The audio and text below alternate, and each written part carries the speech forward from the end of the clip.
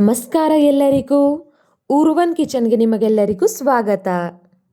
Maggi ಅಂದರೆ ಎಲ್ಲರಿಗೂ ಇಷ್ಟ ಅಲ್ವಾ? ಆದರೆ ಇವತ್ತು ನಾನು ಮಾಡೋ ಮ್ಯಾಗಿ ಸಿಂಪಲ್ ಮ್ಯಾಗಿ ಅಲ್ಲ. ಬರೀ 4 ಬೆಳ್ಳುಳ್ಳಿ ಎಸಳು, 1 ಚಮಚ ಖಾರದ ಪುಡಿ ಹಾಕಿ ಮಾಡೋ ಈ ಸ್ಪೈಸಿ ಗಾರ್ಲಿಕ್ ಮ್ಯಾಗಿ ಒಮ್ಮೆ ತಿಂದರೆ ಮತ್ತೆ ಮತ್ತೆ ಇದೇ ಥರ ಮಾಡ್ಕೊಂಡು ತಿನ್ನಬೇಕು ಅನಿಸುತ್ತೆ. ಅದು ಅಲ್ಲದೆ ಇದನ್ನು ಮಾಡೋಕ್ಕೆ ಜಾಸ್ತಿ ಸಾಮಾನು ಬೇಕಾಗಿಲ್ಲ. ಮನೆಯಲ್ಲಿ ಇರೋ ಕೆಲವು ಪದಾರ್ಥಗಳಿಂದ ತುಂಬ ಈಸಿಯಾಗಿ ಮಾಡ್ಬೋದು. ಹಾಗಾದರೆ ಬನ್ನಿ, ಇವತ್ತು ಈ ಮ್ಯಾಗಿಯನ್ನು ಹೇಗೆ ಮಾಡ್ತೀನಿ ಅಂತ ತೋರಿಸ್ತೀನಿ. ಮೊದಲಿಗೆ ನಾನು ಏನು ಮಾಡ್ತೀನಿ ಅಂದರೆ 1 ಪ್ಯಾಕೆಟ್ ಮ್ಯಾಗಿನ ತಗೊಂಡಿದ್ದೀನಿ. ಇದರಲ್ಲಿ 1 ಮ್ಯಾಗಿಗೆ 1 ಪ್ಯಾಕೆಟ್ ಮಸಾಲ ಇರುತ್ತೆ. ಇವಾಗ ಮಿಕ್ಸರ್ ಜಾರಿಗೆ 4 ಎಸಳು ಬೆಳ್ಳುಳ್ಳಿ ಹಾಕ್ತೀನಿ.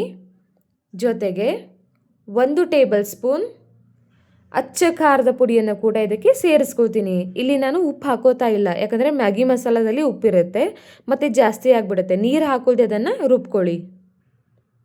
ನೋಡಿ, ನಮ್ಮ ಗಾರ್ಲಿಕ್ ಮತ್ತು ಖಾರದ ಪುಡಿಯ ಚೆನ್ನಾಗಿ ಪೇಸ್ಟ್ ಆಗಿದೆ. ಇವಾಗ ಬಾಣಲೆಗೆ ಎಣ್ಣೆ ಹಾಕ್ಕೊಂಡಿದ್ದೀನಿ. ಎಣ್ಣೆ ಬಿಸಿ ಆದಮೇಲೆ ಇವಾಗ ನಾವು ರುಬ್ಕೊಂಡಿರುವಂಥ ಪೇಸ್ಟನ್ನು, ಅಂದರೆ ಈ ಬೆಳ್ಳುಳ್ಳಿ ಖಾರದ ಪೇಸ್ಟನ್ನು ಇದಕ್ಕೆ ಹಾಕ್ಕೊಂಡು ಚೆನ್ನಾಗಿ ಫ್ರೈ ಮಾಡ್ಕೊಳ್ಳಿ. ಆದರೆ ಒಂದು ಸಣ್ಣ ವಿಷಯ ನೆನ್ಪಿಟ್ಕೊಳ್ಳಿ, ಫ್ಲೇಮ್ ಜಾಸ್ತಿ ಇಡಬೇಡಿ, ಯಾಕಂದರೆ ಖಾರದ ಪುಡಿ ಬೇಗ ಸೀದು ಹೋಗ್ಬಿಡುತ್ತೆ. ಅದು ಸೀದ್ಬಿಟ್ರೆ ನಮ್ಮ ಮ್ಯಾಗಿಯ ಟೇಸ್ಟ್ ಕೂಡ ಹಾಳಾಗೋಗುತ್ತೆ. ಹಾಗಾಗಿ ಲೋ ಫ್ಲೇಮ್ನಲ್ಲೇ ಇಟ್ಕೊಂಡು ನಿಧಾನವಾಗಿ ಚೆನ್ನಾಗಿ ಫ್ರೈ ಮಾಡ್ಕೊಳ್ಳಿ.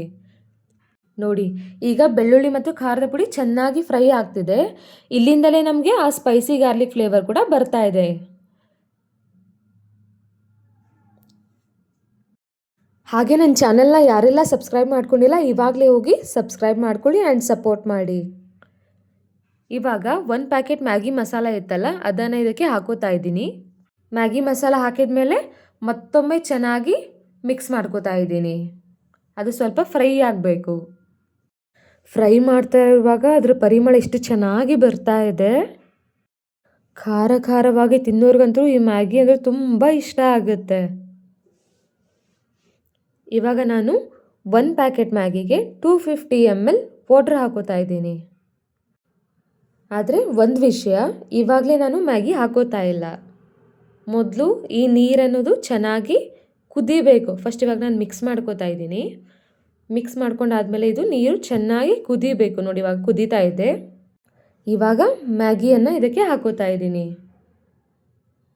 ನಿಮಗೆ 1ರಲ್ಲಿ 4 ಬೇಕಾದರೂ ಮಾಡ್ಕೋಬೋದು, ಬಟ್ ಉದ್ದುದ್ದಾಗೆ ಇಟ್ಕೊಳ್ಳಿ, ತುಂಬ ಚಿಕ್ಕದಾಗಿ ಕಟ್ ಮಾಡಬೇಡಿ. ನೋಡಿ, ನಾನಿಲ್ಲಿ ಆಲ್ರೆಡಿ ಮ್ಯಾಗಿ ಹಾಕಿದ್ದೀನಿ. ಇವಾಗದು ಚೆನ್ನಾಗಿ ಮಿಕ್ಸ್ ಆಗ್ತಾ ಇದೆ ನೀರಿನಲ್ಲಿ ಆ ಮಸಾಲ ಜೊತೆ. ಇವಾಗ ಮುಚ್ಚಳ ಮುಚ್ಚಿ 1-2 ನಿಮಿಷ ಚೆನ್ನಾಗಿ ಬೇಯಿಸ್ಕೊಳ್ಳಿ. ಮ್ಯಾಗಿ ಅನ್ನೋದು ಬೇಗ ಸಾಫ್ಟ್ ಆಗಿಬಿಡುತ್ತೆ. ನೋಡಿ, ಸ್ಪೈಸಿ ಗಾರ್ಲಿಕ್ ಮ್ಯಾಗಿ ರೆಡಿ ಆಗಿದೆ. ಅಯ್ಯೋ, ಇಲ್ಲಿ ನೀರು ಉಳಿದಿದೆ ಅಂತ ಟೆನ್ಷನ್ ಮಾಡ್ಕೋಬೇಡಿ. ನಿಮಗೆ ಡ್ರೈ ಮ್ಯಾಗಿ ಬೇಕಾಗಿದ್ದರೆ ಸ್ವಲ್ಪ ಹೊತ್ತು ಹಾಗೆ ಇಟ್ಟರೆ ನೀರು ಅನ್ನೋದು ಆವಿಯಾಗಿ ಹೋಗ್ಬಿಡುತ್ತೆ. ಆದರೆ ನಿಮಗೆ ಈ ಥರ ಗ್ರೇವಿ ಥರ ಇರೋ ಕನ್ಸಿಸ್ಟೆನ್ಸಿ ಇದ್ದರೆ ಇದೇ ಥರ ಕೂಡ ನೀವು ಇಷ್ಟಪಟ್ಟರೆ ತಿನ್ಬೋದು. ಇದಕ್ಕೆ ನಾನು 1 ಗ್ರೀನ್ ಚಿಲ್ಲಿಯ ಸಣ್ಣದಾಗಿ ಕಟ್ ಮಾಡಿ ಹಾಕ್ಕೋತಾ ಇದ್ದೀನಿ. ಬೇಕಿದ್ರೆ ಹಾಕೋಬೋದು, ಇಲ್ಲಾಂದರೆ ಸ್ಕಿಪ್ ಮಾಡ್ಕೋಬೋದು. ಹಾಕಬೇಕು ಅಂತ ಏನೂ ಇಲ್ಲ.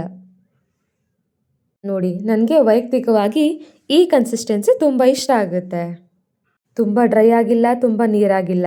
ಈ ಬೆಳ್ಳುಳ್ಳಿ, ಖಾರದ ಪುಡಿ ಮತ್ತು ಮ್ಯಾಗಿ ಮಸಾಲ ಸೇರಿ ಬರೋ ಫ್ಲೇವರ್ ಅಂತೂ ಸೂಪರ್ ಆಗಿರುತ್ತೆ.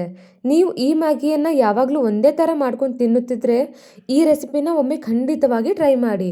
ತುಂಬ ಕಡಿಮೆ ಸಾಮಾನು, ತುಂಬ ಕಡಿಮೆ ಟೈಮ್, ಹಾಗೆ ಟೇಸ್ಟ್ ಕೂಡ ತುಂಬ ಸಖತ್ತಾಗಿರುತ್ತೆ. ಮನೆಯಲ್ಲಿ ಈಸಿಯಾಗಿ ಏನಾದರೂ ಸ್ಪೈಸಿಯಾಗಿ ತಿನ್ಬೇಕು ಅನಿಸಿದಾಗ ಈ ರೆಸಿಪಿನ ಪಕ್ಕಾ ಟ್ರೈ ಮಾಡಿ.